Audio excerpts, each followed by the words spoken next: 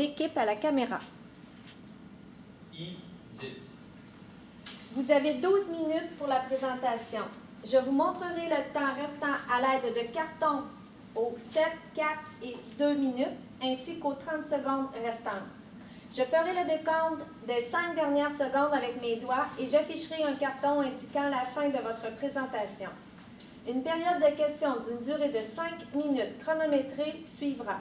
Après les 5 minutes, j'annoncerai la fin de celle-ci. Si vous êtes en train de répondre à une question, veuillez brièvement conclure. Vous ne devez en aucun temps dévoiler la provenance de votre cégep sous peine de disqualification immédiate. Veuillez, s'il vous plaît, rester dans la zone de captation vidéo. C'est le tableau blanc en arrière qui est là. À tous les observateurs, le silence vous sera demandé tout au long de la présentation et de la période de questions. Si vous désirez applaudir, vous devrez attendre la fin de la période de questions. Vous ne devez en aucun temps dévoiler la provenance de l'équipe qui présente. Aucune entrée ni sortie de la salle n'est permise durant la présentation ou la période de questions. Veuillez éteindre la sonnerie de vos téléphones. J'inviterai maintenant les juges à se présenter et vous pourrez par la suite débuter votre présentation. Bonjour, mon nom est François Duguay. Je suis un jeune retraité de Desjardins aux entreprises. Bonjour, Sarah Mélac de la Jeune Chambre de la Mauricie. Bonjour, Marie Desaulniers pour les Journaux hebdomadaires de la Mauricie. Bonjour, David Brouillette, gouvernement de chez Brewery. Bonjour, Cassie Bernier de chez Bernier Notaire. Bonne présentation. Donc, bonjour tout le monde, ça va bien? Oui. Parfait. Donc, je vous présente mon collègue, en fait, Charles Cardinal. Bonjour. Ashmenda Vargas et Michael Olivier. Aujourd'hui, nous allons vous présenter la compagnie d'entreprise Omega. Donc, l'entreprise Omega est en fait une entreprise établie à Trois-Rivières depuis 15 ans, présentement. Elle a été démarrée en 1985 au Saguenay, en fait, au lac Saint-Jean. Ils ont vu justement que dans les années 2000, il y avait un gros potentiel, surtout que présentement, c'est une ville présentement en potentiel de développement. Donc, ils se sont décidés justement de se déménager. Aussi, présentement, ils ont justement commencé en fait, à faire des dessins, en fait, à dessiner et fabriquer au Québec tous leurs produits présentement. Et l'entreprise présentement, c'est vraiment juste sur le vestimentaire et haut de gamme. Aujourd'hui, en fait, on va vous résumer sur en fait, l'effet poème, donc les forces, les faiblesses, les opportunités et les de l'entreprise. Et par la suite, on va vous donner en fait, des solutions et des recommandations sur la compagnie, qu'est-ce qu'on pourrait améliorer. Donc moi, je vais commencer aujourd'hui avec les forces. Et dans le fond, comme première force, on a la fabrication locale. Et dans le cas de Omega, c'est vraiment une grande force parce que nous savons que de nos jours, il y a de plus en plus de gens qui veulent acheter local. Et deuxièmement, nous avons la gestion de relations des clients. La gestion de relations des clients est vraiment importante du côté de l'entreprise, c'est-à-dire que l'entreprise va aller, par exemple, sur la place de l'entreprise pour aller voir son client. Deuxièmement, il y a le nouveau site web. Le nouveau site web, dans le fond, c'est une plateforme que nous pouvons exploiter, qui est très bien. Ensuite, nous avons le nouveau système de comptabilité et inventaire. Nous savons que la comptabilité et l'inventaire, c'est vraiment important dans l'entreprise. Et la comptabilité, elle va servir vraiment à tout ce qui va être interne, l'inventaire aussi, mais ça va nous permettre d'avoir un meilleur visuel de ce qu'on a. Ensuite, nous avons la taxe rose. Avec la taxe rose, nous savons que autant les produits pour femmes que pour hommes sont pas le même prix. Dans le fond, les choses pour femmes sont beaucoup plus chères que ceux pour hommes. Par exemple, prenez l'exemple d'un parfum. Le parfum pour femmes va être beaucoup plus cher que celui d'un homme. Dans le cas de l'entreprise Omega, ça va être dans le côté textile. Dans le fond, vu qu'il fait vraiment affaire avec les femmes, ça va être vraiment mieux. Ensuite, nous avons la silhouette. Du côté de la silhouette, c'est vraiment que le style vestimentaire va être pour vraiment toute personne. Ensuite, c'est le style général. Dans le fond, le style, il perdure dans le temps. Autant qu'il va être durable, bien, on va pas le changer tout de suite dans les années suivantes, il va rester le même. Puis, il est 20% moins cher, c'est-à-dire qu'en moyenne, un habit pour Omega, ça coûte environ 90 $. Comparé aux autres entreprises, c'est 20% moins cher. Ce qui est important de comprendre sur la taxe rose, c'est que c'est quelque chose qu'on ne peut pas calculer dans les livres comptables, mais ce sont des études scientifiques qui ont été réalisées pour prouver qu'environ 20% du prix des articles pour femmes sont plus chers que ceux pour hommes. Donc, c'est très important à comprendre que ce n'est pas une taxe réelle, mais bien une taxe... Les entreprises se sont faites entre eux autres. Oui, exact. Oui, merci. Ensuite, pour les faiblesses, on avait la fabrication locale qui était en force tout à l'heure, mais elle est aussi présente dans les faiblesses. On sait que la main-d'œuvre ici coûte extrêmement cher. On a une pénurie de main-d'œuvre présentement qui fait rage. Donc, on a dans le fond une demande qui est plus grande que l'offre. Donc, ça fait que les salaires vont augmenter. Puis, il y a beaucoup d'entreprises qui se sont délocalisées en Chine dans les dernières années, en Asie plus précisément. Puis, les entreprises qui se sont délocalisées dans les dernières années font absolument plus de profit puisque les salaires sont extrêmement bas là-bas. Côté moral, c'est bien d'encourager le local, mais côté financier, la fabrication locale est un coût plus élevé. Ensuite, on a la stagnation de la production. Dans les dernières années, l'entreprise Omega a dû stagner la production. L'entreprise n'arrivait pas puisque elle manquait de liquidité, donc elle ne pouvait plus engager de nouveaux employés puisque ça coûte cher. Donc, on a décidé de stagner la production et d'arrêter de prospérer. Et on sait qu'une entreprise qui est non innovatrice est une entreprise qui est moins productive. Donc, ensuite, on va parler des deux types de clientèle. Alors, on a 3 types de clientèle et il y en a 2 qui sont sous-développés. Qui sait que lorsqu'on investit de l'argent en marketing, que ce soit direct ou indirect, ça a des coûts. Donc, si on investit de l'argent dans une clientèle puis on ne l'exploite pas à son plein potentiel, bien assurément que c'est une faiblesse pour l'entreprise. Par la suite, la production de l'entreprise n'est pas automatisée. C'est une production qui est beaucoup manuelle, donc moins productive, ce qui entraîne plus de coûts. Ensuite, la personnalisation des items. La propriétaire veut personnaliser les items donc pour combler le besoin de la clientèle de beauté et de coiffeur.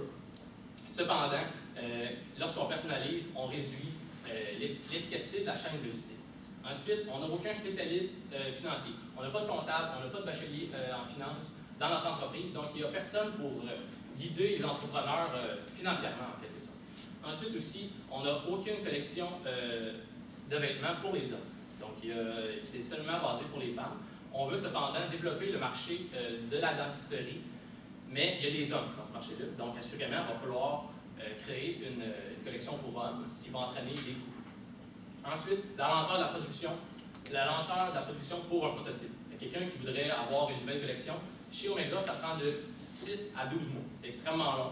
Donc, c'est une faiblesse pour Omega, puisque la lenteur fait souvent ralentir et empêcher l'acheteur de passer à l'acte. Ensuite, les sous-traitants. On a beaucoup de sous-traitants chez Omega. Puis, malheureusement, dans une entreprise, lorsqu'il y a des sous-traitants, on a moins de contrôle. Donc, on ne peut pas contrôler comment le contrôleur, comment le contremaître contrôle sa production, par exemple. Ensuite, les réseaux sociaux. On a un Facebook chez Omega. Cependant, il est très peu utilisé. Donc, ça fait en sorte que c'est plus ou moins efficace. Ça a été prouvé qu'un réseau social qui est peu utilisé est aussi inutile que pas d'en avoir, malheureusement. Donc, c'est ce qui complète pour les faiblesses. Bon, justement, comme mon collègue parle justement de réseaux sociaux, on va avoir une nouvelle opportunité sur les tendances web. On sait très bien que, présentement, en 2019, il y a eu une grosse tendance web d'acheter la plupart de leurs produits directement en ligne. On sait très bien qu'on peut acheter directement chez le fournisseur, par exemple, des compagnies, je ne peux pas vraiment dire de compagnies, mais on peut vraiment faire justement acheter directement chez le fournisseur et ça serait une grosse opportunité pour Omega. On sait très bien aussi qu'une boutique, c'est des frais pour l'entretien, les accessoires, justement le loyer de cette boutique-là, elle coûte quelque chose. Donc pourquoi pas en fait justement avec leur nouveau site de Omega, on pourrait développer les produits directement en ligne. Votre représentant, en fait, on se dit qu'on pourrait avec Omega directement rechercher des représentants qui ont déjà une clientèle spécifique sur ce qu'on nous autres on recherche présentement justement. Donc là présentement majoritairement féminin un peu pour nos produits. Puis justement des représentants qui seraient capables de nous trouver directement des clients en place de se déplacer tout ça. Par la suite, on va avoir des menaces. Donc les menaces, on sait très bien qu'il y a une pénurie de main-d'œuvre présentement au Québec. Et qu'est-ce qu'on pourrait faire? En fait, ça serait de ramener des travailleurs étrangers. On sait très bien que présentement dans le milieu agricole, on a environ 10 000 employés, en fait, travailleurs étrangers étrangers, excusez-moi, qui travaillent justement dans le milieu agricole. Donc, pourquoi on ne pourrait pas le faire pour justement le textile? Le manque de temps et argent, en fait, on sait très bien que temps est égal à argent. Donc, si on n'a pas d'argent, on ne pourra pas en fait payer les gens pour le temps pour en fait, la compagnie. Fait que justement, avec la pénurie de main-d'œuvre, on peut revenir en fait, au point d'avant. Les travailleurs étrangers, ça serait en fait un gros coup de pouce pour la compagnie. Les concurrents, 2 tiers, en fait, on sait que le 2 tiers en fait, de nos concurrents présentement pour Omega, il y a un bon rapport qualité-prix, fait que c'est une grande menace, mais on est capable de justement avoir une meilleure opportunité avec le CEPA quelque chose. Ensuite, les recommandations. Ce qu'on a trouvé de l'entreprise, dans le fond, c'est important de comprendre que l'entreprise est en processus de vente. Donc, on a les anciens propriétaires qui sont encore présents dans l'entreprise, puis on a la relève, donc des gens qui veulent racheter l'entreprise. Ce qu'on a trouvé, ce serait de profiter de l'expérience des vétérans dans l'entreprise, puis de, en quelque sorte, coacher les jeunes qui vont peut-être, eux, s'occuper des réseaux sociaux. Dans le cas, on a constaté que les jeunes étaient très peu formés en réseaux sociaux, avaient une très faible connaissance des enjeux et des défis.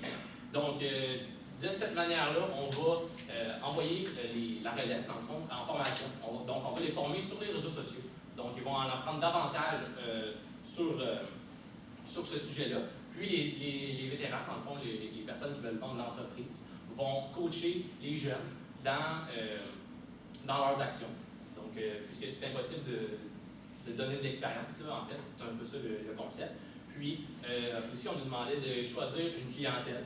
Donc, la clientèle on avait 3 types de clientèle. On avait le centre de formation professionnelle, on avait la dentisterie, puis les centres de beauté et d'esthétique.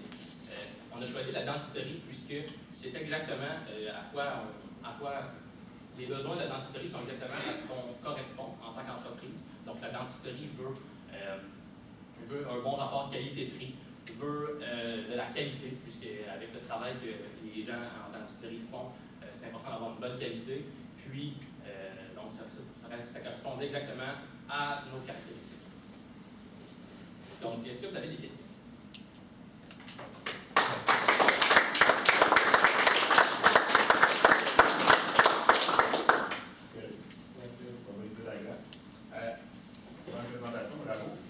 Vous avez parlé, en fait, du billet, faire des tendances web, porter des tendances web, vendre vos choses en ligne. Mais imaginez que Cassie, c'est ma vendeuse, c'est une de mes sous-traitants, mais c'est un des magasins qui est en consigne pour lequel il vend mes vêtements. De l'autre côté, la même chose. Comment vous allez faire pour gérer cette situation-là par rapport aux fournisseurs qui vont probablement être, moi, mes clients, ça se trouve être les vendeurs de nos produits, mais je deviens comme en compétition avec eux? Premièrement, on a déjà des sous-traitants. Donc, la relation avec les sous-traitants, on la connaît déjà. On connaît déjà les enjeux et les défis. Donc, pour nous, en tant que consultant marketing, on ne croit pas que ce soit un problème. Je crois qu'on a beaucoup de solutions. Mais ceux qui vendent nos produits, mes produits, ne seront pas déçus de savoir que moi aussi, je rentre en compétition avec eux? Non. Si, mettons, on commence avec justement le site web, on commence à voir qu'il y a un certain pourcentage, donc on fait un rééquilibrement un peu pour la vente en fait en boutique et justement en ligne. Mettons, on peut vendre mettons, certains produits, mais on a certains stocks en ligne. Donc il faut aussi en vendre en boutique un peu. Mais en tout cas, c'est la... Est-ce que ça répond à votre question? Oh, oui, ça répond à la question. J'ai trouvé très intéressant un peu l'analyse de la pénurie de main-d'œuvre, puis de relier ça avec l'immigration et tout ça. On voit que vous avez écouté la politique dans les dernières semaines. Parlez-moi plus de ça. Comment vous allez chercher ça, cette gang-là, puis vos incitatifs à l'intérieur de l'entreprise? Le Québec, présentement, investit beaucoup d'argent dans la pénurie de main-d'œuvre. Dans le fond, comment ils font? Ils investissent des sommes dans des agences qui vont chercher des employés à l'étranger, puis les rapportent dans l'entreprise. Donc, on va faire affaire avec des agences de placement, en fait, d'employés. Puis, par la suite, on va les former. C'est sûr qu'il y a la barrière de la langue, mais je crois qu'aujourd'hui, avec le cégep, l'université, puis les cours privés, même le soir, c'est possible de former les employés, former les gestionnaires, former même les propriétaires d'entreprise, puisque c'est très important de... Moi, j'aimerais ça rajouter un petit quelque chose. Dans le fond, dans le côté agricole, il y a à peu près 10 000 employés qui sont dans le côté agricole qui sont immigrés. Fait que je pense qu'on pourrait le mettre aussi dans le côté textile. Parce que ça ça répondait à la question. Absolument. Moi, je vais peut-être faire un petit peu de chemin là-dessus. On se doute qu'on peut aller chercher la main-d'œuvre à l'étranger. Est-ce qu'ils vont avoir de l'expertise? Comment vous allez gérer ça s'ils n'ont jamais fait affaire avec l'industrie textile? Ben là, ce sont des travailleurs d'usine, puisque notre objectif, ça serait d'automatiser la production le plus possible. Okay. Donc, on n'aura pas nécessairement besoin d'avoir des employés qualifiés en tant que tel avec des diplômes. Donc, l'automatisation, tout ça. C'est une sorte en fait d'être un petit peu manuel, d'être capable de justement. Ça, j'imagine qu'avec un système de production automatisé, ça. oui, c'est ça. On n'aura pas besoin d'engager des personnes avec des diplômes qui coûtent cher, notamment, puisqu'on a des problèmes de liquidité dans l'entreprise. Avez-vous une idée à peu près quel genre d'investissement ça peut représenter, l'automatisation de tous ces processus-là? Financièrement, non, mais assurément que ça coûte des milliers de dollars. Mais à long terme, croyons que ce soit profitable, puisqu'on est présentement en pénurie de main-d'œuvre, puis les études prouvent qu'on a encore pour 20 à 30 ans. Donc, c'est un investissement à long terme. J'ai bien aimé que vous parliez de la taxe rose. Est-ce que ça donne de la marge de manœuvre à votre entreprise? Parce qu'on parle que 20% de moins cher vos produits que vous les vendez. Est-ce qu'il y a un lien entre les deux?